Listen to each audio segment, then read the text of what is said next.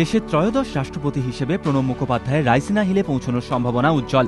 নির্বাচিত হলে প্রণব মুখোপাধ্যায় তৃতীয় রাষ্ট্রপতি হবেন, যিনি সরাসরি কেন্দ্রীয় মন্ত্রী থেকে রাইসিনা হিলে পৌঁছবেন।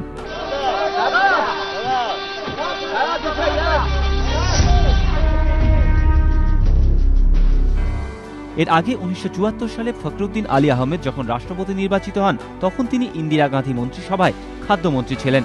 ফখরুদ্দিন আলী আহমেদ বাদে যিনি সরাসরি কেন্দ্রীয় মন্ত্রিসভা থেকে রাইসিনা হিলসে পৌঁছেছিলেন, তিনি হলেন জ্ঞানী জৈল সিংহ। 1982 সালে জ্ঞানী জৈল সিং যখন রাষ্ট্রপতি নির্বাচিত হন, তখন তিনি কেন্দ্রীয় স্বরাষ্ট্রমন্ত্রী ছিলেন। ভারতের অধিকাংশ রাষ্ট্রপতি উপরাষ্ট্রপতি পদ থেকে রাইসিনা হিলসে পৌঁছেছেন। সর্বপল্লী রাধাকৃষ্ণন, জাকির হোসেন, ভিবি গিরি, আর ভেঙ্কটরামন, শঙ্কর দয়াল শর্মা, আর কে নারায়ণন প্রত্যেকেই রাষ্ট্রপতি পদে নির্বাচিত হওয়ার আগে উপরাষ্ট্রপতির দায়িত্ব সামলেছেন। পরিসংখ্যান বলছে, ভারতের ইতিহাসে এখনো পর্যন্ত শুধুমাত্র রাজেন্দ্র প্রসাদই পরপর দুবার রাষ্ট্রপতি নির্বাচিত হয়েছেন।